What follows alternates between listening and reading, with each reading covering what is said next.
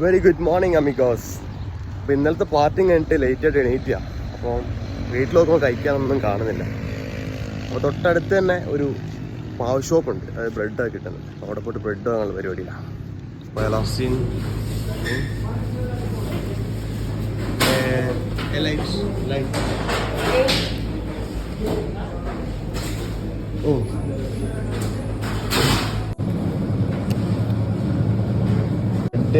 50 റുപ്യയും ലൈറ്റിന് 130.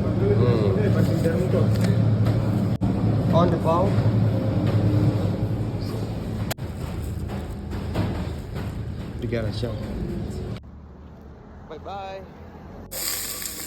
റാഷിക്ക് nice ഗ്യാപ്പിൽ tuna മീൻ കറി ഉണ്ടാക്കും കേട്ടോ.